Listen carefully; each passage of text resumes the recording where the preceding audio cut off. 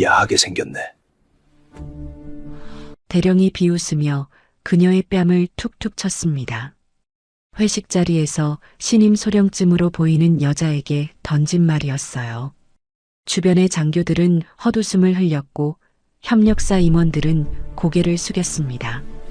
아무도 말리지 않았어요. 그녀는 참았습니다.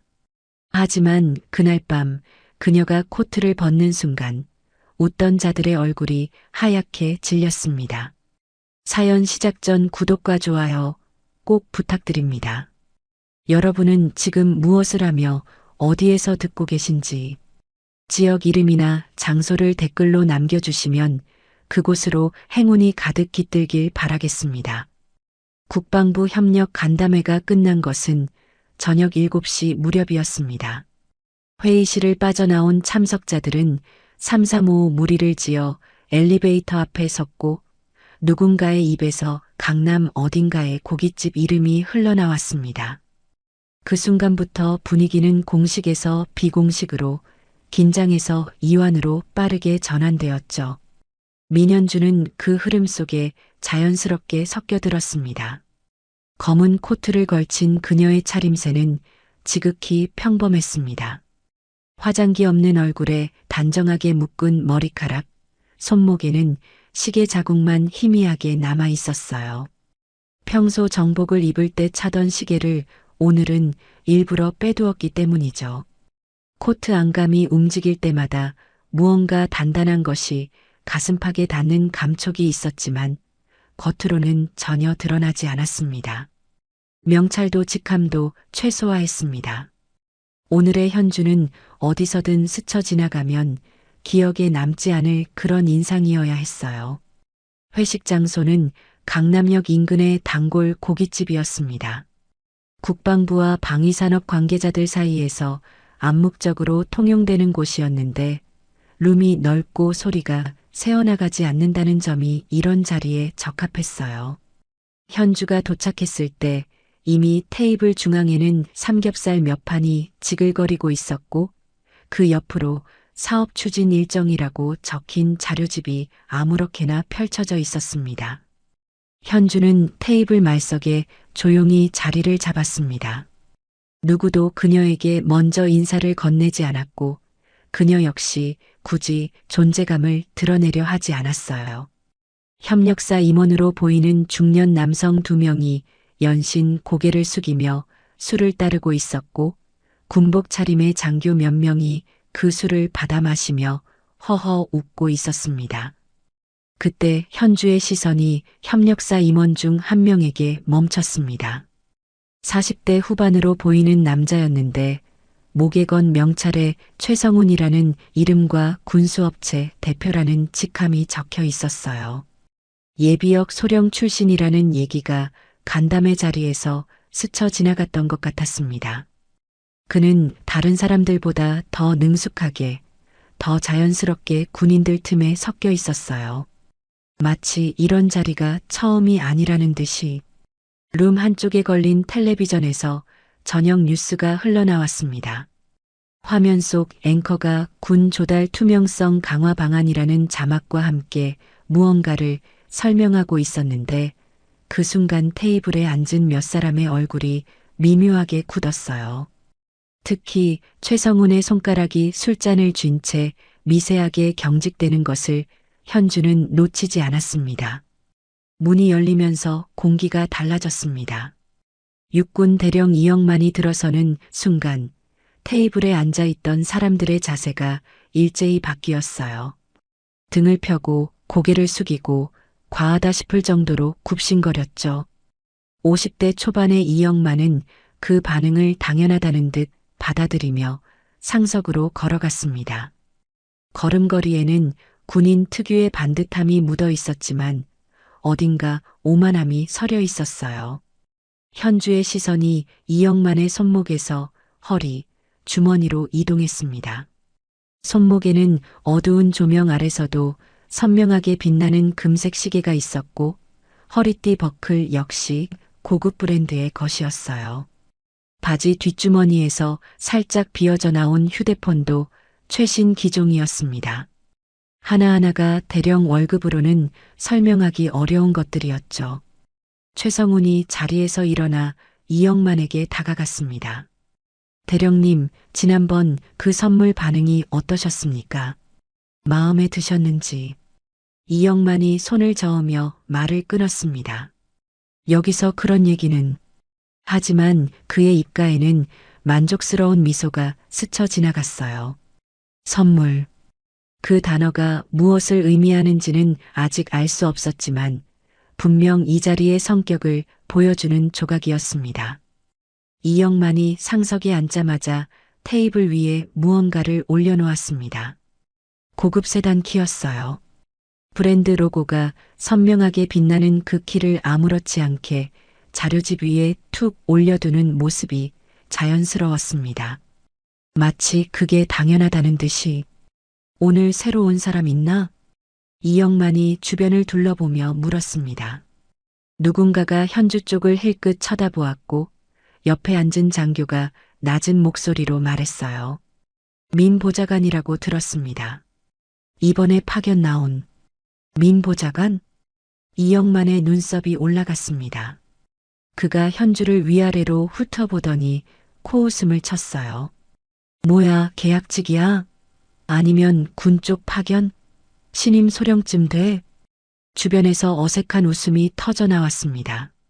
현주는 표정 하나 바꾸지 않았어요. 이영만은 그녀의 반응이 마음에 들지 않았는지 직접 소주병을 들고 잔을 밀어붙였습니다. 신임이면 이런 자리에서 배워야지. 군대식 환영이야. 받아. 현주는 잔을 받지 않았습니다. 대신 조용히 물컵을 들어 한 모금 마셨죠. 이영만의 눈빛이 순간 날카로워졌지만 아직은 그냥 넘어갔습니다. 식당 알바로 보이는 20대 초반의 여성이 불판을 교체하러 들어왔습니다. 그녀가 조심스럽게 뜨거운 판을 들어 올리는데 기름이 튀면서 손등에 화상을 입었어요. 순간 그녀의 얼굴이 고통으로 일그러졌지만 이를 악물며 참으려 했습니다. 이영만이 그 모습을 보고 인상을 찌푸렸습니다. 야, 서비스가 이게 뭐야? 손님 앞에서 쇼를 하나? 목소리가 룸 전체에 울려 퍼졌습니다. 알바의 얼굴이 하얗게 질렸고 손에 들고 있던 불판이 흔들렸어요. 주변 사람들은 그 상황을 외면했습니다. 누구도 이영만에게 한마디 하지 않았고 누구도 알바를 챙기지 않았어요. 최성우는 술잔만 만지작거렸고 장교들은 고개를 숙인 채 불판에 고기만 뒤집었습니다. 현주가 자리에서 조용히 일어났습니다. 괜찮으세요? 알바를 향해 건넨 말이었습니다. 현주는 테이블 위에 놓인 물수건을 집어 그녀의 손등에 가볍게 대주었어요. 알바의 눈에 놀라움과 감사가 동시에 스쳤습니다. 화상 부위가 빨갛게 부어오르고 있었지만 찬 수건이 닿자 조금은 진정되는 듯 했어요. 감사합니다. 정말 감사합니다. 알바가 작게 고개를 숙였고 현주는 미소로 답했습니다. 하지만 그 미소 뒤에서 현주의 눈은 테이블 전체를 훑고 있었어요. 이영만의 폭언, 최성훈의 침묵, 장교들의 외면. 이 자리에 있는 모든 사람의 얼굴이 머릿속에 새겨졌습니다. 자리로 돌아온 현주는 코트 안쪽을 가만히 눌렀습니다. 안감 속에 숨겨둔 계급장의 감촉이 손끝에 전해졌어요. 차갑고 단단한 금속. 그것을 드러낼 때는 아직이 아니었습니다. 이영만은 다시 술잔을 들어 올리며 테이블을 둘러보았습니다. 그의 시선이 현주에게 닿았을 때 거기에는 불쾌함과 호기심이 뒤섞여 있었어요. 신임처럼 보이는 여자가 자신의 술을 거부하고 알바를 챙기는 모습이 거슬렸던 거죠. 저기 민 보좌관인가 뭔가. 이영만이 손가락으로 현주를 가리켰습니다. 신임 소령이든 계약직이든 이 자리가 뭐하는 자리인지 알아? 선배들한테 배우는 자리야. 나대지 말고 가만히 있어. 현주는 대답하지 않았습니다. 고개만 살짝 끄덕였을 뿐이에요. 하지만 그 눈은 이영만을 정면으로 바라보고 있었습니다. 피하지 않고 굴복하지 않고 그저 담담하게. 이영만은 그 시선이 불편했는지 코웃음을 치며 고개를 돌렸습니다. 테이블 위에 펼쳐진 사업 추진 일정 자료 위로 이영만의 차 키가 빛나고 있었습니다. 그 옆에는 최성훈이 슬쩍 밀어둔 것으로 보이는 고급 봉투가 놓여 있었어요. 봉투 모서리에 무언가 도장이 찍혀 있었지만 현주의 자리에서는 내용을 확인할 수 없었습니다. 이영만이 최성훈에게 술을 따르며 말했습니다. 최 사장, 다음 건도 잘 부탁해. 내가 아는 라인으로 해주면 알아서 처리할 테니까. 그럼요, 대령님. 늘 감사하게 생각하고 있습니다. 최성훈이 고개를 깊이 숙이며 술잔을 받았습니다. 두 사람 사이에 오가는 눈빛에는 말보다 많은 것이 담겨 있었어요. 룸박 복도 어딘가에서 낮은 발소리가 들렸습니다. 현주는 그 소리를 인지했지만 얼굴에는 아무런 변화도 없었어요. 헌병 감사 파견 책임자인 박준석 대령이 이 건물 어딘가에서 대기하고 있었습니다. 50대 초반의 박준석은 현주와 오래전부터 호흡을 맞춰온 사람이었죠. 오늘 밤 그는 동석하지 않습니다. 연락을 받으면 움직일 준비만 하고 있을 뿐이에요. 이영만의 목소리가 다시 높아졌습니다. 요즘 여군들은 왜 이렇게 건방져? 나 때는 말이야. 신임이면 무조건 3일은 선배 뒤치다꺼리만 했어. 지금은 뭐 성평등이니 뭐니 하면서 다들 눈에 힘을 주고 다니더라고. 주변 장교들이 억지 웃음으로 맞장구 쳤습니다. 현주는 그 웃음소리를 들으며 물컵을 천천히 내려놓았어요. 손끝에 미세한 떨림이 있었지만 그것은 분노가 아니라 각성이었습니다. 이 사람이 어디까지 갈 수 있는지 이제부터가 시작이었어요. 고기 굽는 소리가 지글거렸습니다. 기름이 불판 위에서 튀어오르고 연기가 피어올랐어요. 그 소리 속에서 현주만이 홀로 냉정했습니다. 술이 몇 순배 돌자 테이블의 분위기가 달라지기 시작했습니다. 이영만의 목소리가 점점 커졌고 그에 비례해서 주변 사람들의 자세는 더욱 낮아졌어요. 협력사 임원들은 연신 술을 따르며 비위를 맞췄고 장교들은 적당한 타이밍에 맞장구를 치며 웃음을 터뜨렸습니다. 그 웃음에는 진심이 없었지만 누구도 그것을 문제 삼지 않았어요. 나 때는 말이야. 이영만이 소주잔을 기울이며 입을 열었습니다. 현주는 그 첫마디만으로 무슨 이야기가 이어질지 짐작할 수 있었어요. 요즘 여군들은 왜 이렇게 건방져? 군대가 뭔지도 모르면서 권리만 찾아. 신세대 장교들도 마찬가지야. 몸으로 구르지 않고 머리로만 하려고 해. 그러니까 군대가 약해지는 거지. 이영만의 훈시가 길어졌습니다. 여군 장교들이 얼마나 나약한지, 신세대가 얼마나 버릇없는지, 군대의 전통과 위계를 떠받들어야 한다는 말들이 끝없이 쏟아졌어요. 주변 장교들은 고개를 끄덕이며 맞장구 쳤고 최성훈을 비롯한 협력사 인사들은 억지 웃음으로 분위기를 맞췄습니다. 현주는 그 억지 웃음들을 하나하나 눈에 담았어요. 누가 진심으로 동조하는지, 누가 어쩔 수 없이 따르는지. 최성훈의 굳은 미소, 옆자리 장교의 어색한 눈웃음, 그리고 고개를 숙인 채 시선을 피하는 다른 임원들. 나중에 이 얼굴들이 필요해질 수도 있었습니다. 이영만의 시선이 다시 현주에게로 향했습니다. 야, 민보좌관. 손가락으로 현주를 가리키며 불렀습니다. 아까부터 궁금했는데 정확히 어디 소속이야? 현주는 잠시 뜸을 들이다가 낮은 목소리로 대답했습니다. 기획단 소속입니다. 기획단? 거기 여자가 있었나? 이영만이 코웃음을 쳤습니다. 옆에 앉은 장교가 낮은 목소리로 무언가를 귀띔했지만 이영만은 손을 저으며 말을 끊었어요. 됐어, 됐어. 뭐 어디 소속이든 신임은 신임이지. 얼굴 보니까 딱 알겠네. 신임이라는 낙인이 찍혔습니다. 이 사람은 상대를 확인하기도 전에 결론을 내리는 타입이었어요. 현주의 턱에 힘이 들어갔지만 겉으로는 아무런 변화도 보이지 않았습니다. 이영만이 직접 소주병을 들고 현주 앞으로 다가왔습니다. 술잔을 탁 내려놓고 소주를 따르는 동작이 거칠었어요.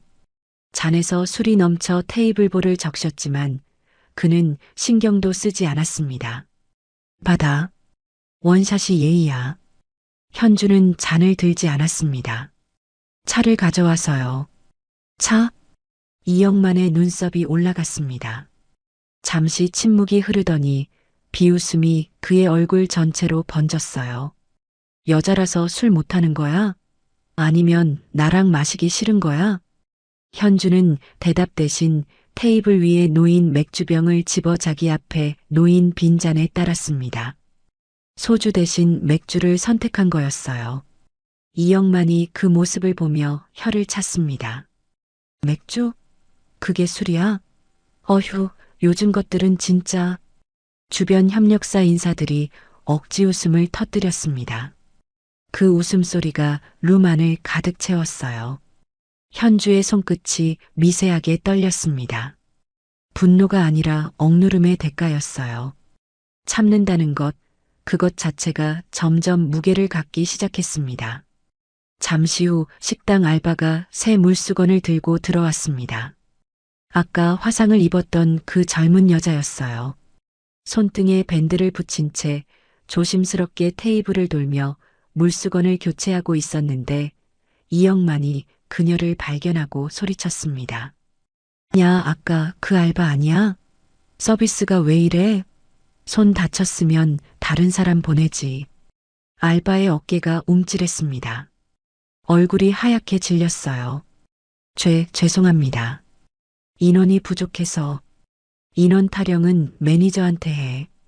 내가 왜 그런 걸 들어야 돼? 이영만의 목소리가 룸 전체에 울려 퍼졌습니다. 알바의 손이 떨리기 시작했어요. 물수건을 쥔 손끝이 희끄무레해질 정도였죠.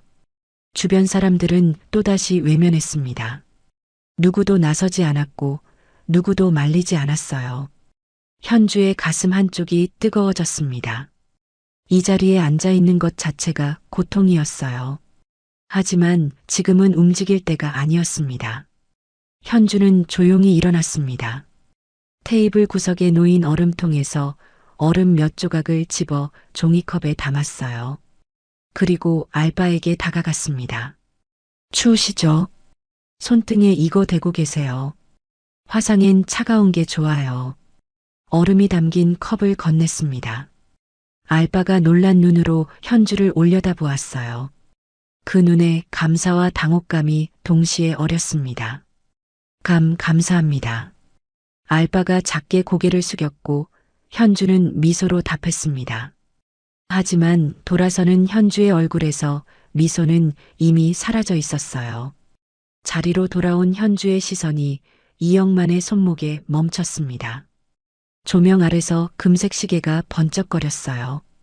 그리고 테이블 한쪽에 아무렇게나 놓인 가죽 케이스가 눈에 들어왔습니다. 법인카드 케이스처럼 보였는데 거기에 새겨진 로고가 익숙했어요. 최성운의 회사 로고와 같았습니다. 이영만이 테이블 아래에서 휴대폰을 꺼내 무언가를 확인했습니다. 화면이 살짝 보였는데 짧은 메시지들이 오가고 있었어요. 업무 톤의 문장들이었지만 내용까지는 확인할 수 없었습니다. 이영만은 빠르게 답장을 보내고 휴대폰을 주머니에 집어넣었어요. 현주의 관자놀이가 욱신거렸습니다. 참는 것이 점점 몸의 대가를 요구하기 시작했어요.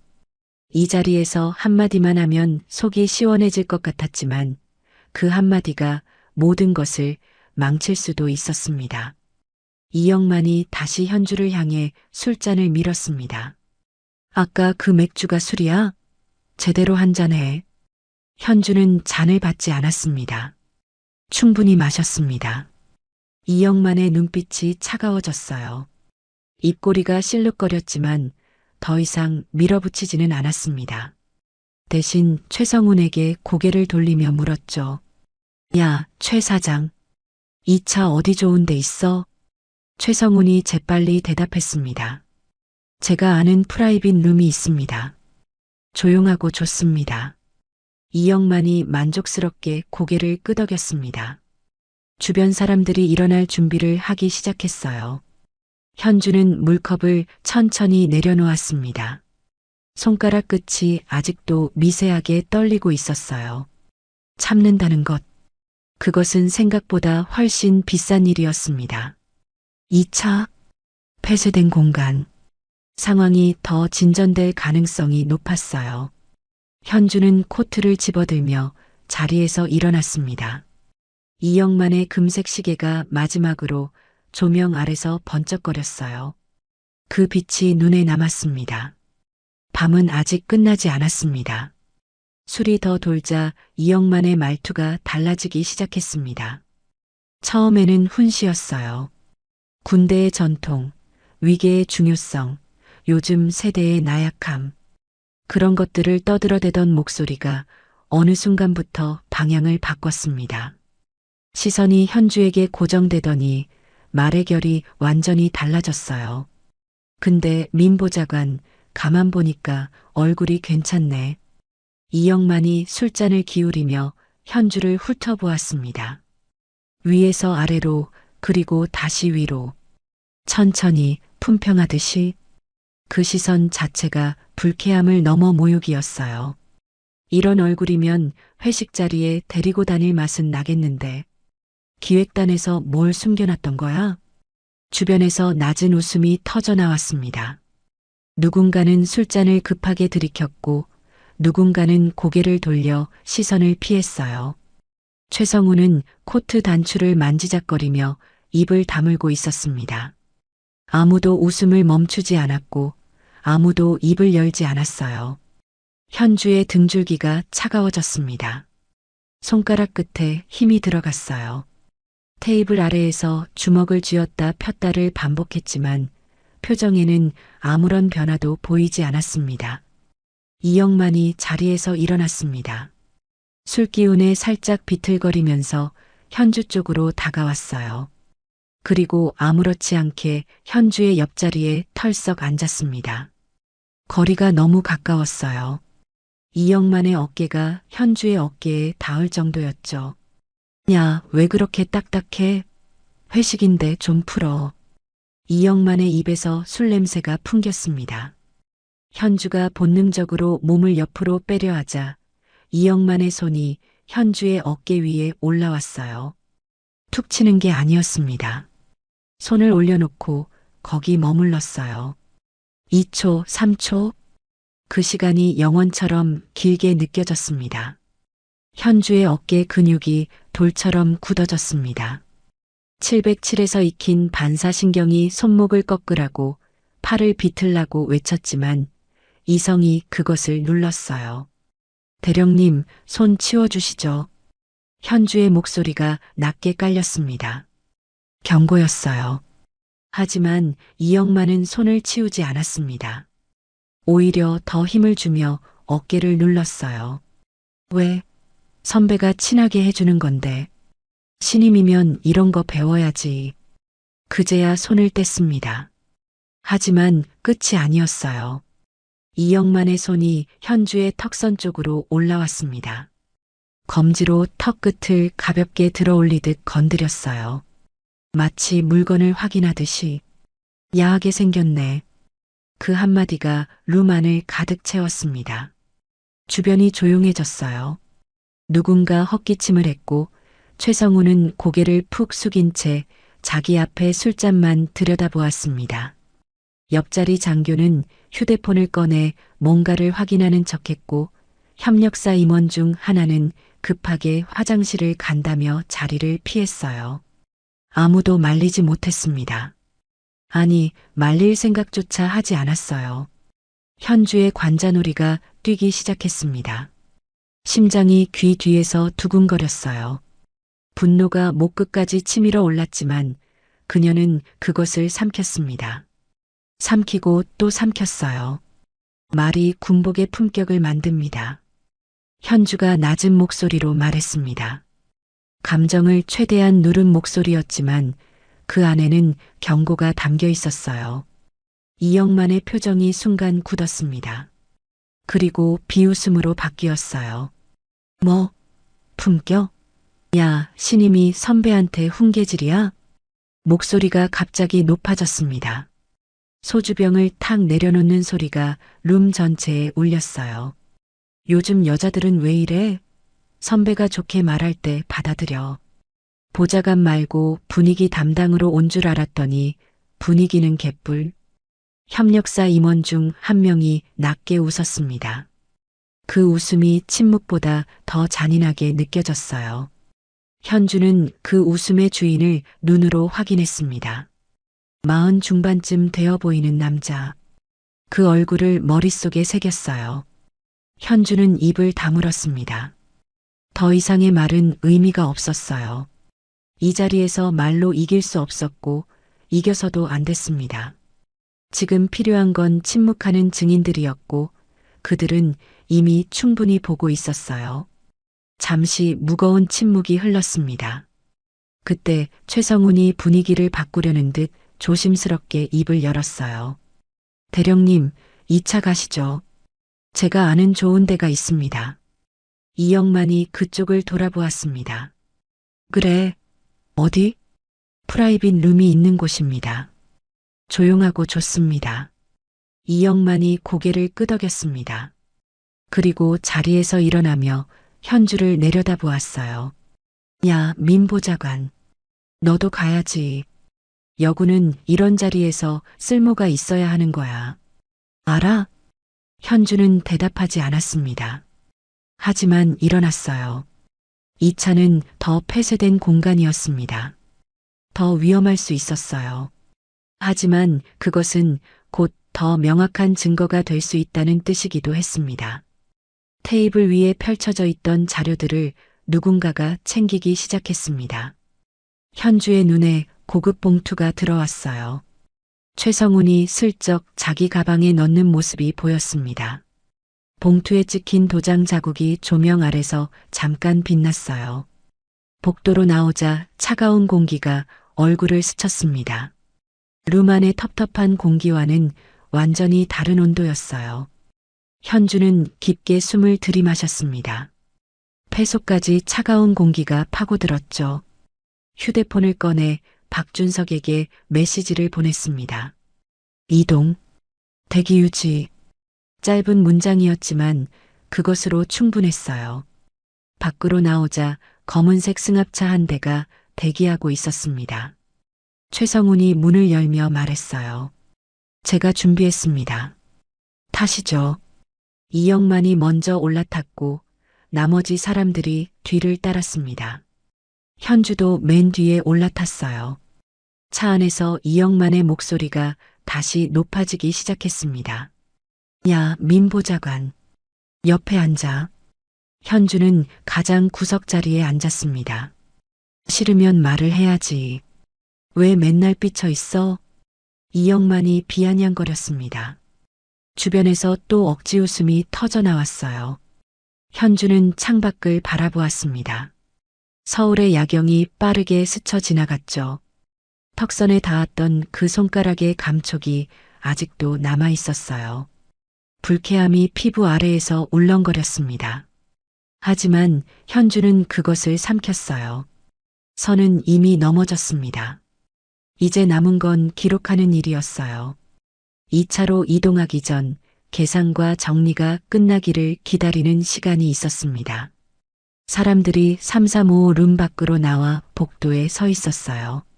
누군가는 담배를 피우러 나갔고 누군가는 화장실을 다녀왔습니다. 현주는 복도 한쪽에 서서 휴대폰을 확인하는 척하며 주변을 살폈어요. 그때 이영만이 다가왔습니다. 술 기운에 발걸음이 약간 흔들렸지만 눈빛은 오히려 더 또렷해 보였어요. 취한 척하면서 정신은 멀쩡한 사람 특유의 계산된 움직임이었습니다. 야, 민 보좌관. 이영만이 현주 옆에 바짝 붙어 섰습니다. 복도가 좁아서 피할 공간이 없었어요. 벽과 이영만 사이에 현주가 끼인 형국이 되었습니다. 아까 너무 쌀쌀맞게 굴었네. 내가 기분 나쁘게 한 거 있어? 목소리는 부드러웠지만 그 안에 담긴 의도는 전혀 부드럽지 않았어요.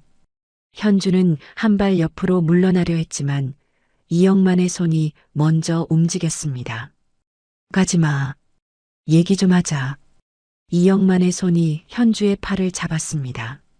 세게 잡은 건 아니었지만 거기서 빠져나가기 어려운 정도의 힘이 느껴졌어요. 현주의 근육이 순간적으로 경직되었습니다. 대령님, 손 놓으시죠. 왜? 내가 챙겨주려는 건데. 이영만이 웃었습니다. 그 웃음이 불쾌함을 넘어 위협으로 느껴졌어요. 신임은 선배가 챙겨줘야 나중에 편하게 군 생활해. 알아? 현주는 대답하지 않았습니다. 대신 이영만의 손을 내려다보았어요. 그 시선이 차가웠지만 이영만은 신경 쓰지 않았습니다. 거리 지켜주세요. 현주가 낮은 목소리로 말했습니다. 경고였어요. 하지만 이영만은 손을 놓지 않았습니다. 거리? 무슨 거리? 야, 요즘 것들은 왜 이렇게 예민해? 이영만의 목소리가 높아졌습니다. 복도에 있던 몇 명이 이쪽을 힐끗 쳐다보았지만 곧 시선을 돌렸어요. 누구도 다가오지 않았습니다. 그 순간 이영만의 손이 현주의 팔에서 떨어졌습니다. 하지만 끝이 아니었어요. 그 손이 위로 올라왔습니다. 현주의 뺨 쪽으로. 감히? 이영만이 낮게 중얼거렸습니다. 그리고 손바닥으로 현주의 뺨을 툭툭 쳤어요. 가볍게 하지만 분명한 힘을 담아서 마치 아랫사람을 훈계하듯 물건을 확인하듯. 야, 너 내가 우스워? 현주의 몸이 굳었습니다. 그 순간 707에서 수천 번 반복했던 훈련이 몸 전체를 관통했어요. 어깨와 팔의 근육이 무의식적으로 반응하려 했습니다. 손목을 잡아 비틀고 팔을 꺾어 제압하는 동작이 신경 끝에서 튀어나오려 했어요. 현주는 숨을 짧게 들이마셨습니다. 안 돼. 지금은 안 돼. 이성이 본능을 눌렀습니다. 손가락 끝이 떨렸지만 그녀는 주먹을 쥐지 않았어요. 대신 눈을 피하지 않았습니다. 이영만을 정면으로 바라보았어요. 손 치우세요. 목소리가 낮게 깔렸습니다. 거기에는 분노도 있었지만 그보다 더 깊은 곳에서 올라오는 차가운 결기가 있었어요. 이영만의 손이 멈췄습니다. 잠시 현주의 눈을 들여다보더니 비웃음을 흘렸어요. 뭐야, 무섭게 쳐다보네. 교육이야, 교육. 선배가 후배 가르치는 건데 왜 이래? 이영만이 손을 내렸습니다. 하지만 표정에는 반성의 기색이 전혀 없었어요. 오히려 즐기는 것처럼 보였습니다. 복도에 있던 사람들이 시선을 피했습니다. 누군가는 휴대폰을 꺼내 뭔가를 확인하는 척했고 누군가는 아예 담배를 피우러 밖으로 나갔어요. 최성우는 저만치 떨어진 곳에서 이쪽을 힐끗 보다가 고개를 돌렸습니다. 아무도 말리지 않았어요. 아무도 나서지 않았습니다. 그 침묵이 이영만의 행동을 묵인하고 있었어요. 현주는 숨을 고르며 생각했습니다. 뺨에 닿았던 손바닥의 감촉이 아직도 남아 있었어요. 모욕감이 피부 아래에서 뜨겁게 타올랐습니다. 하지만 지금은 감정으로 움직일 때가 아니었어요. 현주는 휴대폰을 꺼내 메모장을 열었습니다. 시간과 장소를 빠르게 입력했어요. 그리고 코트 자락을 내려다보았습니다. 아까 술자리에서 튄 술자국이 그대로 남아 있었어요. 그것도 증거였습니다. 세탁하지 않을 거였어요.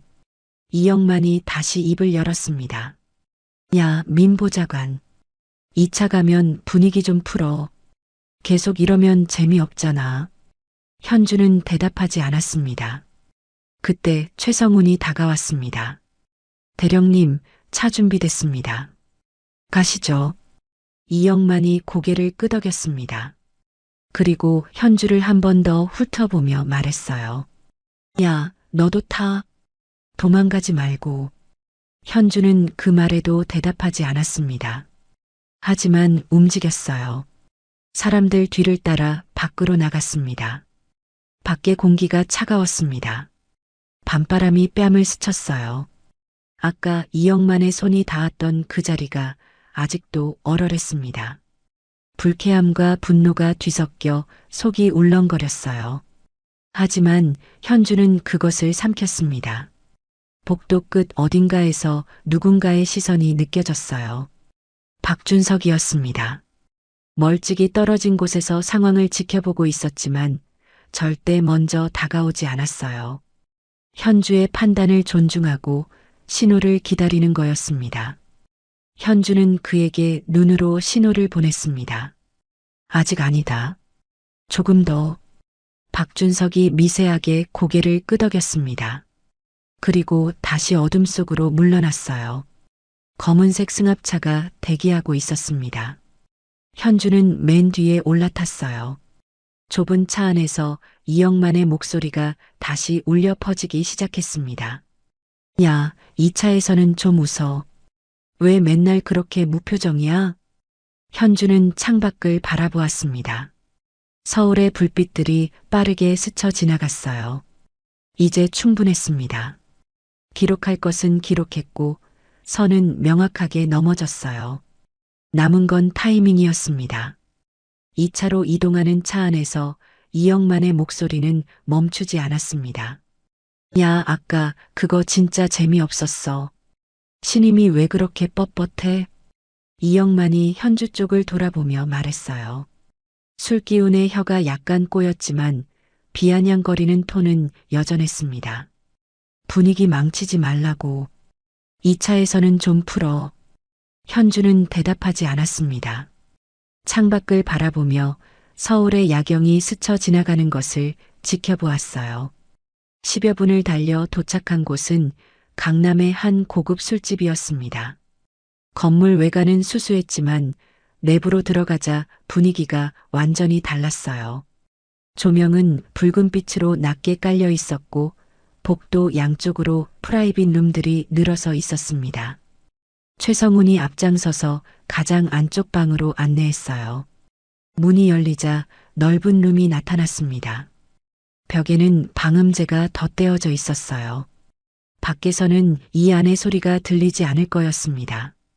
현주는 문이 닫히는 소리를 들었어요. 찰칵. 그 소리가 유난히 크게 울렸습니다. 이영만이 상석에 앉자마자 술잔을 들어 올렸습니다. 최성훈이 재빨리 술을 따랐고 다른 사람들도 자리를 잡았어요. 현주는 가장 구석진 곳에 앉았습니다. 이영만이 최성훈에게 고개를 돌렸어요. 야, 최 사장. 저번에 말했던 그거는 어떻게 됐어? 진행 중입니다, 대령님. 다음 주쯤이면 결과가 나올 겁니다. 그래. 잘 되면 내가 그쪽 라인은 알아서 잡아줄게. 최성훈이 고개를 숙였습니다. 감사합니다. 늘 감사하게 생각하고 있습니다. 현주의 귀에 그 단어가 걸렸어요. 라인. 아까 1차에서도 들었던 말이었습니다. 이영만이 갑자기 옆자리 협력사 임원에게 물었어요. 야, 저번에 그 선물 있잖아. 반응이 어땠어? 임원이 고개를 끄덕였습니다. 좋았습니다. 다음 건도 그렇게 준비하겠습니다. 선물. 또 그 단어였어요. 현주는 표정을 바꾸지 않았지만 그 단어가 무엇을 의미하는지 점점 윤곽이 잡히기 시작했습니다. 그때 현주의 시선이 테이블 건너편에 앉은 한 장교에게 멈췄어요. 30대 후반으로 보이는 소령이었습니다. 1차부터 계속 자리를 함께했지만 한 번도 입을 열지 않았어요. 이영만이 현주에게 막말을 할 때도 뺨을 칠 때도 그는 그저 술잔만 만지작거렸습니다. 시선은 항상 테이블 위에 고정되어 있었고 누군가와 눈을 마주치는 법이 없었어요. 지금도 마찬가지였습니다. 이영만이 떠들어대는 동안 그는 조용히 술만 마셨어요. 가끔 입꼬리를 올려 웃는 신용을 했지만 그 웃음에는 아무런 감정도 담겨 있지 않았습니다. 현주는 그 얼굴을 유심히 보았어요. 불편한 기색이 분명히 있었습니다. 하지만 그는 그 불편함을 삼키고 있었어요. 입을 다물고 시선을 피하고 존재감을 지우면서 저 사람도 알고 있다. 이게 잘못됐다는 걸. 하지만 말하지 않았습니다. 말할 수 없었던 건지 말하지 않기로 한 건지 어느 쪽이든 결과는 같았어요. 침묵은 묵인이었고 무기는 동조였습니다. 현주는 그 소령의 얼굴을 머릿속에 새겼어요. 나중에 필요해질 수도 있는 얼굴이었습니다. 이영만이 술을 연거푸 마시며 목소리를 높였습니다. 야, 여기 다 내 밑이야. 알아? 내가 말하면 다 되는 거야. 최성훈이 웃으며 술을 따랐습니다. 하지만 그 웃음이 어딘가 어색했어요. 손끝이 미세하게 떨리고 있었습니다. 술병을 잡은 손가락 마디가 하얗게 질려 있었어요. 현주는 그것도 놓치지 않았습니다. 최성훈도 편하지 않았어요. 하지만 그는 계속 웃었습니다. 웃으면서 술을 따르고 고개를 숙이고 비위를 맞췄어요. 이게 이 자리의 규칙이었습니다. 불편해도 웃어야 하고 싫어도 따라야 하고 잘못인 줄 알아도 말하면 안 되는 것. 그때 알바가 문을 열고 들어왔습니다. 새 술병을 가져온 거였어요. 이영만이 그녀를 보고 손짓했습니다. 야, 여기 빈 병 좀 치워. 알바가 조심스럽게 테이블로 다가왔습니다. 빈 병들을 모아 쟁반에 올리는데 손이 미끄러져 병 하나가 바닥으로 떨어졌어요. 쨍그랑. 유리 깨지는 소리가 룸 안을 가득 채웠습니다. 순간 모든 소리가 멈췄어요. 그 정적 속에서 유리 조각 구르는 소리만 또렷하게 들렸습니다. 이영만이 알바를 노려보았습니다. 아, 진짜. 뭘 하는 거야? 알바의 얼굴이 하얗게 질렸어요. 허둥지둥 유리 조각을 줍기 시작했습니다. 손끝이 떨리고 있었어요. 아무도 도와주지 않았습니다. 아무도 일어나지 않았어요. 테이블에 앉은 사람들은 그저 술잔만 만지작거리거나 휴대폰을 확인하는 척했습니다. 현주의 가슴 한쪽이 답답해졌어요. 일어나서 도와주고 싶었지만 지금은 참아야 했습니다. 너무 자주 나서면 의심을 살 수 있었어요. 유리 조각을 치우고 알바가 나가자 테이블에 다시 정적이 흘렀습니다. 그 정적이 유난히 무겁게 느껴졌어요. 현주는 휴대폰을 꺼내 박준석에게 짧은 메시지를 보냈습니다. 증거 포인트 확보됨. 대기 유지. 전송 버튼을 누르고 휴대폰을 다시 주머니에 넣었어요. 이영만이 술잔을 들어올리며 말했습니다. 야, 다 내 밑이야. 내가 말하면 다 되는 거야. 같은 말이 또 나왔습니다.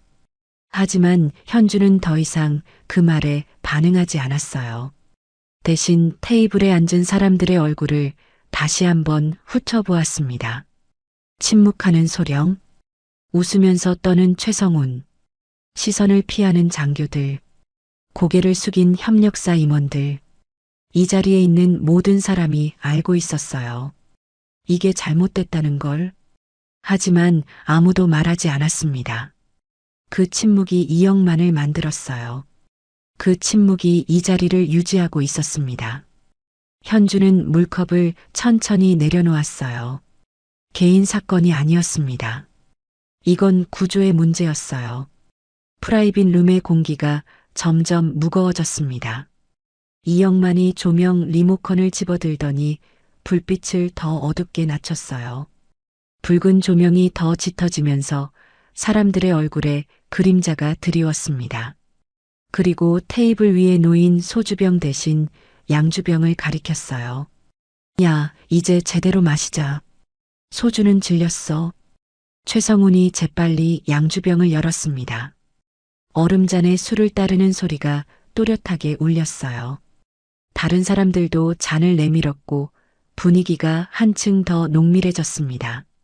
현주는 구석자리에서 그 광경을 지켜보았어요. 문이 닫힌 후로 시간이 얼마나 흘렀는지 알 수 없었습니다. 밖의 세상과 완전히 차단된 느낌이었어요. 방음제가 덧대어진 벽 너머로는 아무 소리도 들리지 않았고 여기서 무슨 일이 일어나도 밖에서는 알 수 없을 것 같았습니다. 이영만이 현주를 향해 잔을 들어 올렸어요. 야, 민보좌관. 건배사 해봐. 현주는 잔을 들지 않았습니다. 저는 괜찮습니다. 이영만의 눈썹이 꿈틀거렸어요. 괜찮긴 뭐가 괜찮아?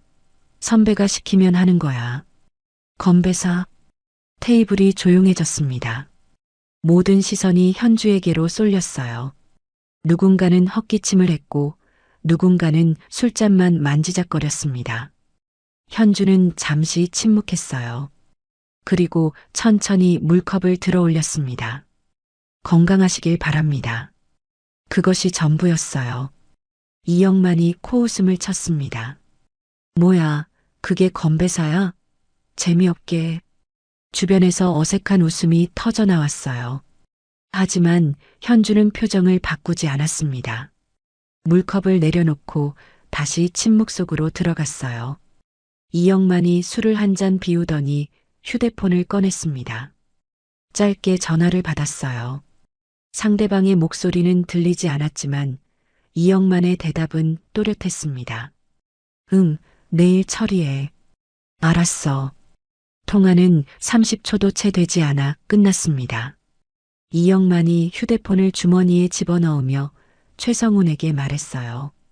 야, 그건 내일 마무리되니까 신경 써. 알겠습니다, 대령님. 최성훈이 고개를 숙였습니다. 현주는 그 대화를 귀에 담았어요. 그 건이 무엇인지는 알 수 없었지만 통화 시간과 맥락은 기억해 두었습니다. 이영만이 갑자기 자리에서 일어났습니다. 그리고 테이블을 돌아 현주 쪽으로 걸어왔어요. 술 기운에 발걸음이 약간 흔들렸지만 눈빛은 여전히 또렷했습니다. 야, 거기 혼자 앉아 있으면 재미없잖아. 이리 와. 현주는 움직이지 않았습니다. 여기가 편합니다. 이영만의 얼굴이 굳어졌어요. 편하긴 뭐가 편해? 선배가 오라면 오는 거야. 그리고 손을 뻗어 현주의 팔을 잡으려 했습니다. 현주가 몸을 옆으로 빼며 말했어요. 마지막으로 경고합니다. 손대지 마세요. 목소리가 낮게 깔렸습니다. 거기에는 분명한 경고가 담겨 있었어요. 더 이상 물러설 곳이 없다는 선언이었습니다. 이영만의 표정이 순간 굳었어요. 그리고 비웃음으로 바뀌었습니다. 뭐? 경고? 야, 신임이 선배한테 경고를 해? 목소리가 높아졌습니다. 테이블에 앉아있던 사람들이 긴장했어요. 최성훈이 조심스럽게 자리에서 일어났습니다. 대령님, 술이 좀 과하신 것 같습니다. 제가 이영만이 손을 저었어요. 됐어, 됐어. 내가 알아서 해. 그리고 다시 현주를 향해 몸을 돌렸습니다. 눈빛이 날카로워졌어요. 너 어디서 굴러왔냐? 기획단? 기획단에서 이런 건방진 게 나와? 현주는 대답하지 않았습니다. 대신 이영만을 정면으로 바라보았어요. 눈을 피하지 않았습니다. 그때 룸 밖에서 희미한 소리가 들렸어요. 멀리서 들려오는 발소리 같았습니다. 규칙적이고 단단한 발소리. 군화 소리였어요. 현주만이 그 소리를 알아챘습니다. 박준석이 움직이기 시작한 거였어요. 아직 들어오지는 않겠지만 가까이 있다는 신호였습니다. 이영만은 그 소리를 눈치채지 못했어요. 술기운에 취해 자기 말에만 집중하고 있었습니다. 야, 눈에 힘 빼. 선배 앞에서 그게 뭐야? 현주는 입을 다물었습니다. 더 이상의 말은 필요 없었어요. 지금 필요한 건 타이밍이었습니다. 코트 단추에 손이 갔어요. 가만히 만졌습니다. 아직 벗을 때가 아니었어요. 하지만 곧이었습니다. 룸안의 음악 소리가 낮게 깔렸습니다. 누군가 리모컨을 만졌는지 볼륨이 줄어들었어요. 그리고 그 틈으로 룸 밖의 소리가 더 선명하게 들려왔습니다. 쿵, 쿵, 쿵. 발소리가 점점 가까워지고 있었어요. 이제는 현주만이 아니라 다른 사람들도 알아챘습니다. 최성훈의 얼굴에 긴장이 스쳤어요. 뭐지? 저 소리. 이영만도 고개를 돌렸습니다. 뭐야, 밖에 누가 있어? 아무도 대답하지 않았어요. 발소리가 멈췄습니다. 그리고 문 손잡이가 돌아가는 소리가 들렸어요. 현주는 코트 단추를 천천히 풀기 시작했습니다. 이제였어요. 현주는 이영만을 똑바로 바라보았습니다. 사과할 기회를 드리겠습니다. 목소리가 낮고 단단했어요. 거기에는 분노도 있었지만 그보다 더 깊은 곳에서 올라오는 결기가 있었습니다. 이영만이 잠시 멈칫했어요. 그리고 비웃음을 터뜨렸습니다. 뭐, 사과? 야, 지금 나한테 사과하라는 거야? 목소리가 높아졌습니다. 술기운에 얼굴이 붉어진 이영만은 현주를 위아래로 훑어보았어요. 신임이 선배한테 사과를 요구해? 아, 진짜 웃기네. 세상이 어떻게 돌아가는지 모르는 거야? 내가 누군지 알아? 현주는 대답하지 않았습니다. 그저 이영만을 정면으로 바라보았어요. 눈을 피하지 않았습니다. 이영만의 얼굴이 더 붉어졌어요. 술기운과 분노가 뒤섞여 광대뼈가 실룩거렸습니다.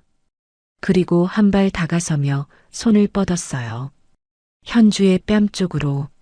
아까 복도에서 했던 것처럼 다시 건드리려는 동작이었습니다. 현주가 한 발 뒤로 물러섰어요. 이제부터 규정대로 갑니다. 그 한마디가 룸 안의 공기를 바꿨습니다. 이영만의 손이 허공에서 멈췄어요. 뭔가 이상하다는 걸 본능적으로 느낀 거였습니다. 하지만 그는 그 느낌을 무시하려 했어요. 애써 비웃음을 지으며 말했습니다. 규정? 무슨 규정? 야, 지금 나 협박하는 거야? 목소리는 여전히 거칠었지만 어딘가 흔들리는 기색이 있었어요. 그때였습니다. 룸 밖에서 발소리가 들려왔어요. 아주 멀리서. 처음에는 희미했습니다. 복도 저 끝에서 시작된 듯한 그 소리가 조금씩 가까워졌어요. 쿵. 한 발. 규칙적이고 단단한 발소리였습니다. 군화가 바닥을 울리는 소리. 그 소리가 점점 커지며 룸 쪽으로 다가왔어요. 테이블에 앉아있던 최성훈이 먼저 반응했습니다. 손에 들고 있던 술잔을 테이블 위에 내려놓았어요. 잔이 탁하고 부딪히는 소리가 났지만 그의 얼굴에서는 핏기가 빠지고 있었습니다. 침묵하던 소령이 고개를 들었어요. 저녁 내내 시선을 피하던 그가 처음으로 문 쪽을 바라보았습니다. 눈동자가 흔들리고 있었어요. 협력사 임원들도 불안한 눈빛으로 서로를 쳐다보았습니다. 누군가는 넥타이를 고쳐 매려다 손이 떨려 포기했어요. 누군가는 휴대폰을 꺼내려다 도로 주머니에 집어넣었습니다. 쿵, 쿵, 쿵. 발소리가 점점 가까워졌어요. 한 명이 아니었습니다. 여러 명의 군화 소리가 복도를 울리고 있었어요. 룸 안에 깔려있던 음악 소리가 어느새 작아져 있었습니다. 누군가 볼륨을 낮춘 건지 아니면 모두의 신경이 밖으로 쏠려서 그렇게 느껴지는 건지 알 수 없었어요. 하지만 분명한 건 밖의 소리가 점점 더 선명하게 들린다는 거였습니다.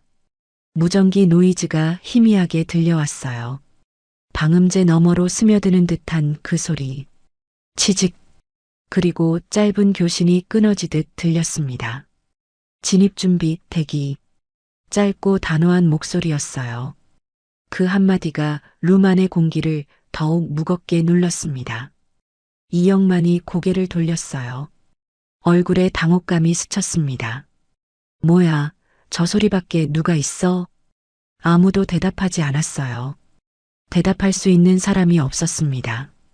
최성우는 입술이 바짝 말라 있었고 다른 사람들은 숨조차 제대로 쉬지 못했어요. 이영만이 애써 허세를 부렸습니다. 뭐야, 다들 왜 그래? 별거 아닐 거야. 하지만 그의 목소리는 이미 갈라지기 시작했어요. 손끝이 미세하게 떨리고 있었습니다. 아까까지의 오만함은 균열이 가기 시작했어요. 발소리가 문 바로 앞에서 멈췄습니다. 정적이 내려앉았어요. 그 몇 초가 영원처럼 길게 느껴졌습니다. 룸 안의 모든 사람이 문을 바라보고 있었어요. 숨소리조차 들리지 않았습니다. 문 손잡이가 돌아가는 소리가 울렸어요. 그 작은 금소금이 정적을 찢었습니다. 모든 사람이 얼어붙었어요. 문이 천천히 열렸습니다. 박준석이 모습을 드러냈어요. 50대 초반의 그는 표정 하나 흐트러지지 않은 채 룸 안을 훑어보았습니다. 헌병 완장을 찬 군인 2명이 그 뒤에 서 있었어요. 그들의 자세는 난입이 아니었습니다. 통제와 분리를 위한 정확하고 절제된 진입 자세였어요. 이영만이 휘청거리며 한 발 물러섰습니다. 헌병이 왜 여기 와? 목소리가 완전히 갈라졌어요. 방금 전까지의 허세는 온데간데 없이 사라져 있었습니다. 눈동자가 흔들렸고 이마에 식은땀이 맺히기 시작했어요. 박준석은 이영만에게 대답하지 않았습니다. 대신 현주에게로 걸어갔어요. 그리고 손에 들고 있던 서류를 공손하게 건넸습니다. 절차 문서와 신분 확인 서류였어요. 현주가 그것을 받아들었습니다. 수고하셨습니다. 박준석이 짧게 고개를 숙였어요. 현주는 서류를 확인한 뒤 테이블 위에 내려놓았습니다. 그리고 천천히 코트 단추에 손을 가져갔어요. 첫 번째 단추를 풀었습니다. 천이 스치는 소리가 또렷하게 울렸어요. 룸안이 숨을 죽였습니다. 두 번째 단추를 풀었습니다.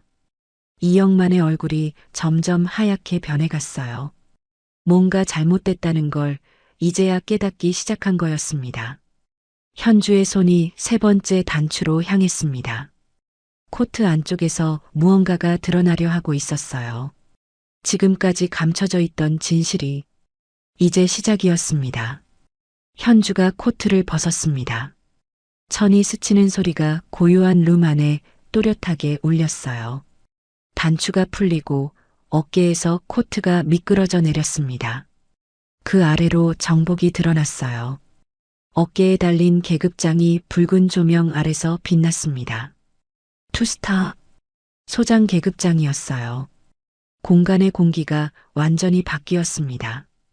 이영만의 얼굴에서 핏기가 빠졌어요. 입이 벌어졌지만 소리가 나오지 않았습니다. 눈동자가 계급장과 현주의 얼굴을 번갈아 오갔어요. 믿을 수 없다는 표정이었습니다. 박준석이 현주에게 공식적으로 경례했습니다. 단장님, 그 한마디가 룸 안을 꿰뚫었어요. 테이블에 앉아있던 사람들이 무의식적으로 자세를 고쳤습니다. 최성우는 의자에서 반쯤 일어나다가 그 자세 그대로 멈췄어요. 침묵하던 소령은 고개를 푹 숙였고 협력사 임원들은 서로를 쳐다볼 엄두도 내지 못한 채 각자의 무릎만 내려다보았습니다.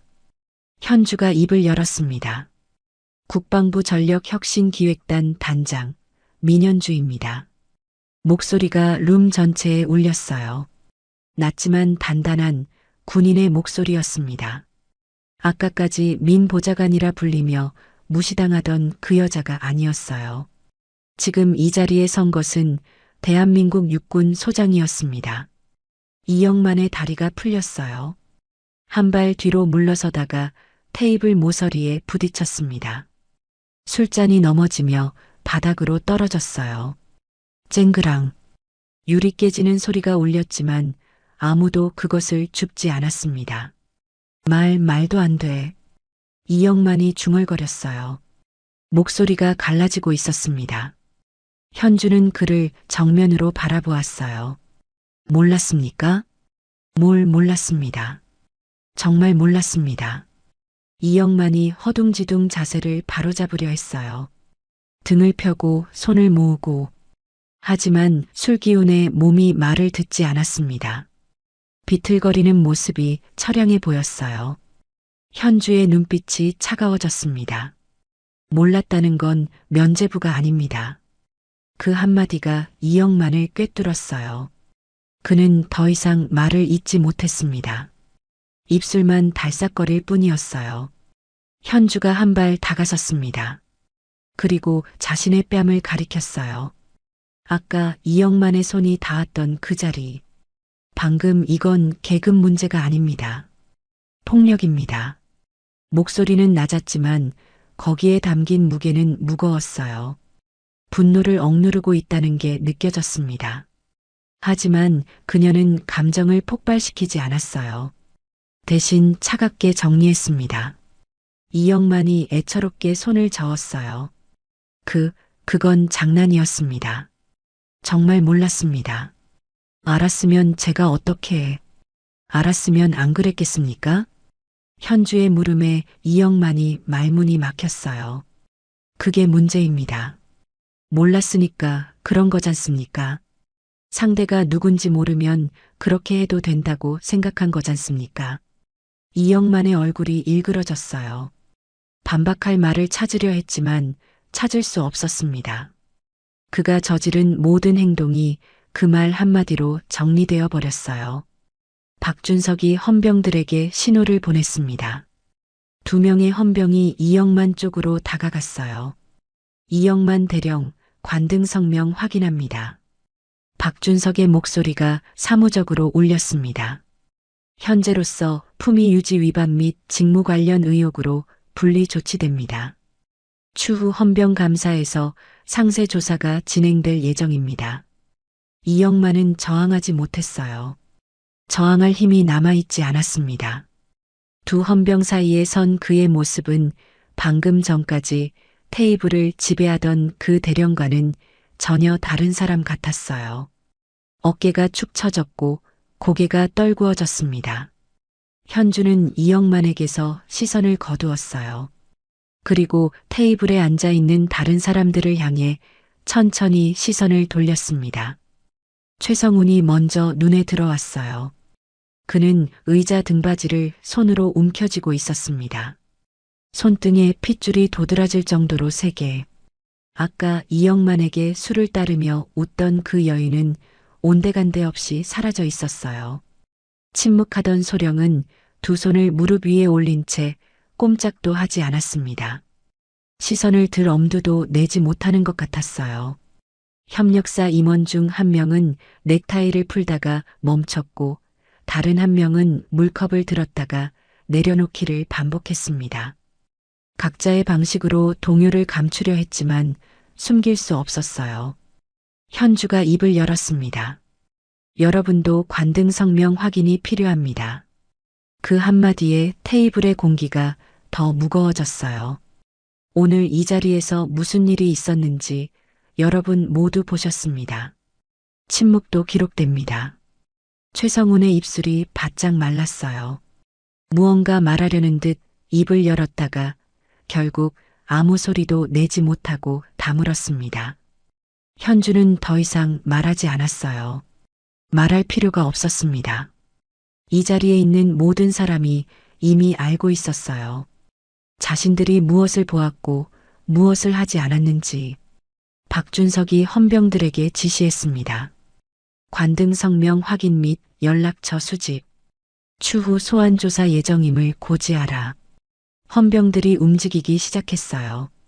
테이블에 앉은 사람들이 하나씩 이름과 소속을 대기 시작했습니다. 목소리가 떨리는 사람도 있었고 거의 속삭이듯 말하는 사람도 있었어요. 현주는 그 광경을 지켜보았습니다. 감정을 폭발시키지 않았어요. 대신 차가운 정리로 이 자리를 마무리하고 있었습니다. 이영만이 헌병들에게 이끌려 문 쪽으로 향했어요. 문을 나서기 직전 그가 고개를 돌려 현주를 바라보았습니다.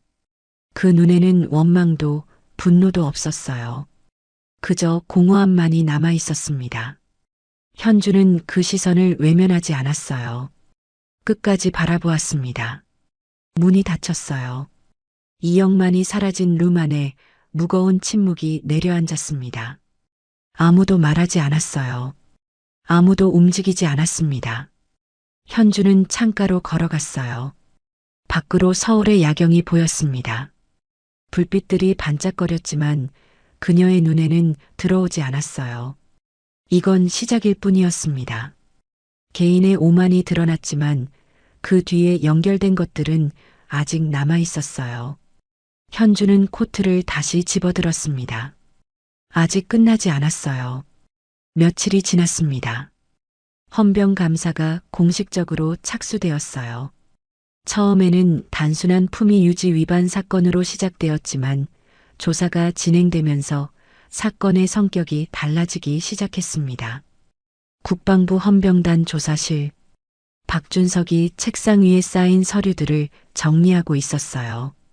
이영만의 통화 기록, 결제 내역, 그리고 관련자 진술서들이 빼곡하게 쌓여 있었습니다. 개인 일탈로 보기 어렵습니다. 박준석이 현주에게 보고서를 건네며 말했어요. 그의 목소리는 사무적이었지만 눈빛에는 확신이 담겨 있었습니다. 현주가 보고서를 펼쳤어요. 첫 페이지에 적힌 문장이 눈에 들어왔습니다. 직무연계 비위 의혹으로 조사 범위 확대 필요. 통화 기록에서 뭐가 나왔습니까? 이영만 대령의 휴대폰 기록을 분석했습니다. 특정 업체와의 통화가 비정상적으로 많았어요. 그리고 그 업체 이름이 박준석이 서류를 넘겼습니다. 최성훈, 군수업체 대표, 예비역 소령입니다. 현주의 눈이 가늘어졌어요. 회식 자리에서 봤던 그 남자, 이영만에게 술을 따르며 웃던 그 얼굴이 떠올랐습니다. 결제 내역도 확인했습니다. 이영만 대령 명의의 카드로 고가의 물품들이 결제되었는데 그 결제처가 대부분 최성훈의 회사와 연결된 곳이었어요. 박준석이 또 다른 서류를 꺼냈습니다. 그리고 이건 더 심각합니다. 군수 조달 계약 기록인데 최성훈의 회사가 지난 2년 동안 수주한 건수가 비정상적으로 많습니다. 그리고 그 계약들의 승인 라인에 이영만이 있었군요. 현주가 말을 끊었어요. 박준석이 고개를 끄덕였습니다. 맞습니다. 직접 결제자는 아니지만 추천 의견을 낸 기록이 있습니다. 거의 모든 건에서요. 현주는 서류를 천천히 넘겼어요. 숫자들과 날짜들이 빼곡하게 적혀 있었습니다. 하나하나가 연결되어 있었어요. 우연이라고 보기엔 너무 많은 일치점들이었습니다. 선물의 실체가 이거였군요. 현주가 낮게 중얼거렸어요. 회식 자리에서 들었던 그 단어. 선물 반응이 어떠셨습니까? 그때는 정확히 무엇을 의미하는지 몰랐지만 이제는 알 수 있었습니다. 박준석이 말을 이었어요. 이영만 대령은 조사에서 계속 몰랐다고 주장하고 있습니다. 자신은 그냥 업무적으로 추천 의견을 낸 것뿐이라고요. 하지만 기록이 그걸 부정합니다. 최성훈 쪽은요? 자산 동결 조치가 들어갔습니다. 그리고 회사 서류 압수도 진행 중이에요. 거기서 더 많은 것들이 나올 겁니다. 현주는 창밖을 바라보았어요. 하늘이 흐렸습니다. 며칠째 햇빛을 보지 못한 것 같았어요. 개인의 실수로 축소하면 안 됩니다.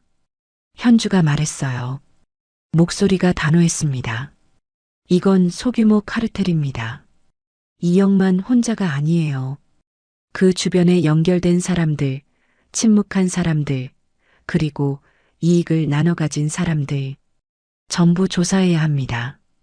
박준석이 고개를 끄덕였어요. 그의 얼굴에 결의가 스쳤습니다. 알겠습니다, 단장님. 박준석은 서류를 정리하며 잠시 멈칫했어요. 무언가 말하려다 망설이는 것 같았습니다. 왜 그럽니까? 현주가 물었어요.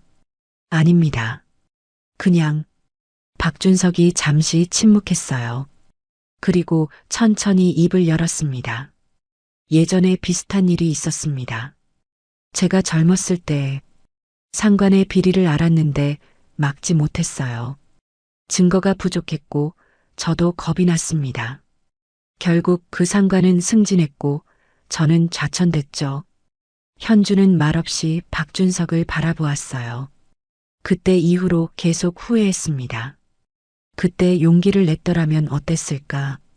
그래서 이번에는 박준석이 현주를 똑바로 바라보았어요. 이번에는 물러서지 않겠습니다. 현주는 고개를 끄덕였어요. 박준석의 눈에서 진심이 느껴졌습니다. 이 사람도 자신만의 싸움을 하고 있었어요. 고맙습니다. 현주가 짧게 말했어요. 박준석이 다시 서류로 시선을 돌렸습니다. 며칠 후 조사 결과가 하나둘 나오기 시작했어요.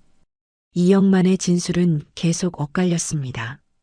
처음에는 몰랐다고 했다가 나중에는 강요받았다고 했다가 또 나중에는 관행이었다고 했어요. 변명이 바뀔 때마다 그의 신뢰성은 무너져 갔습니다. 최성훈의 회사에서 압수한 서류들에서는 더 많은 것들이 나왔어요. 비자금 장부, 접대비 내역, 그리고 군 관계자들에게 전달된 금품 목록. 이영만만이 아니었습니다. 다른 이름들도 있었어요. 사건은 점점 커지고 있었습니다. 언론에서도 이 사건에 관심을 갖기 시작했어요. 군 고위 장교 비위 의혹이라는 제목의 기사가 나왔고 그 기사에는 회식 자리에서의 폭언과 폭력이 수사의 시작점이 되었다는 내용이 포함되어 있었습니다. 현주는 그 기사를 읽으며 창밖을 바라보았어요. 뺨을 맞았던 그 순간이 떠올랐습니다. 그때의 분노, 그때의 굴욕. 하지만 그녀는 감정으로 움직이지 않았어요. 대신 기록하고 기다리고 절차를 밟았습니다. 그 선택이 여기까지 왔어요. 박준석이 새로운 보고서를 들고 들어왔습니다. 단장님, 최성훈 측 변호사가 접촉해 왔습니다. 합의를 원한다고요.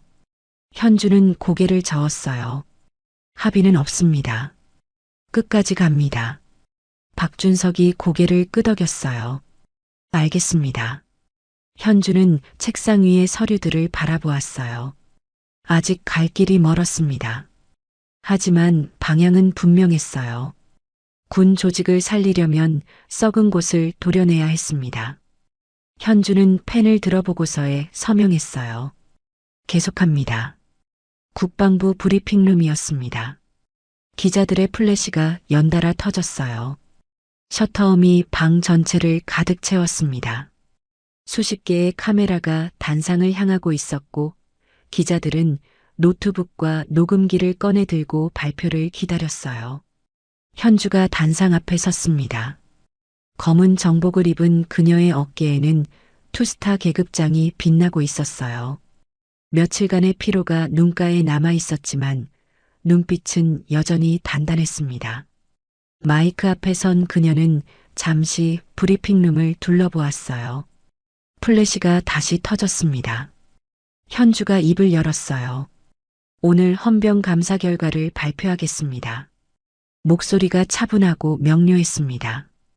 감정을 배제한 사실만을 전달하는 목소리였어요. 이번 사건은 육군 대령 이영만의 품위 유지 위반으로 시작되었습니다. 그러나 조사 과정에서 단순한 개인 비위가 아닌 직무 연계 비리가 확인되었습니다. 기자들의 펜이 빠르게 움직였어요. 노트북 자판을 두드리는 소리가 브리핑룸에 울렸습니다. 이영만 대령은 지난 2년간 특정 군수업체에 조달 계약 추천 의견을 제공하고 그 대가로 금품 및 향응을 수수한 것으로 확인되었습니다. 해당 업체 대표 최성훈은 예비역 소령 출신으로 군 인맥을 이용해 부정수주를 해온 것으로 드러났습니다. 현주가 잠시 멈췄어요. 플래시가 또 터졌습니다. 이영만 대령은 보직해임 및 징계 조치되었으며 추가 혐의에 대해서는 수사기관으로 이첩될 예정입니다. 최성우는 관련 조달 및 납품 라인에서 배제되었고 현재 수사 절차가 진행 중입니다. 기자 중 한 명이 손을 들었어요. 단장님, 이번 사건의 시작이 회식 자리에서의 폭력이었다는 보도가 있는데 사실입니까? 현주가 그 기자를 바라보았어요. 사실입니다. 당시 저는 신분을 밝히지 않은 상태였고 이영만 대령은 저를 하급자로 착각하여 폭언과 신체 접촉을 했습니다. 그것이 조사의 시작점이 되었습니다. 브리핑룸이 술렁거렸어요. 플래시가 더 빠르게 터지기 시작했습니다. 그러나 이 사건은 한 사람의 문제가 아니었습니다. 현주가 말을 이었어요. 조사 과정에서 침묵하고 방관한 인원들도 확인되었습니다. 그들에 대해서도 후속 징계 및 교육 조치가 진행될 예정입니다. 침묵도 책임입니다. 그 한마디가 브리핑룸에 무겁게 내려앉았어요. 현주는 마이크 앞에서 한 발 물러섰습니다. 그리고 마지막으로 말했어요. 존중은 계급 위에 존재합니다. 계급이 높다고 해서 사람을 함부로 대해도 되는 것이 아닙니다. 이번 사건을 계기로 군 조직 내 회식 문화 개선, 감사 강화, 그리고 관련 교육이 확대될 것입니다. 현주가 고개를 숙여 인사했어요. 이상입니다. 플래시가 다시 터졌습니다. 기자들의 질문이 쏟아졌지만 현주는 더 이상 답하지 않았어요. 단상에서 내려와 브리핑룸을 빠져나갔습니다. 복도로 나오자 박준석이 기다리고 있었어요. 수고하셨습니다, 단장님. 현주가 고개를 끄덕였어요. 박 대령도 수고했습니다. 두 사람은 나란히 복도를 걸었어요. 창밖으로 오후의 햇살이 들어오고 있었습니다. 며칠 만에 보는 맑은 하늘이었어요. 식사하셨습니까? 박준석이 물었어요. 아직요. 그럼 제가 아는 조용한 식당이 있는데 가시겠습니까? 현주가 잠시 생각하더니 고개를 끄덕였어요. 좋습니다. 식당은 국방부에서 멀지 않은 곳에 있었어요. 작고 조용한 고깃집이었습니다. 테이블이 몇 개 없어서 손님도 적었어요. 현주와 박준석이 구석자리에 앉았습니다. 주문을 하고 불판 위에 고기가 올라갔어요. 지글거리는 소리가 테이블 위를 채웠습니다. 현주가 젓가락을 들어 고기를 뒤집었어요. 그 동작을 보며 박준석이 말했습니다. 그날도 고깃집이었죠. 현주가 고개를 끄덕였어요. 네. 그날도 이렇게 고기를 굽고 있었어요. 그런데 굽다 말았죠. 박준석이 희미하게 웃었어요. 오늘은 끝까지 굽겠습니다. 현주도 웃었어요. 오랜만에 짓는 웃음이었습니다. 고기가 익었어요. 현주가 한 점을 집어 입에 넣었습니다. 고소한 맛이 입안에 퍼졌어요. 단순한 한 끼 식사였지만 그 맛이 유난히 좋게 느껴졌습니다. 고맙습니다, 박 대령. 현주가 말했어요. 이번 일 혼자서는 못했을 겁니다.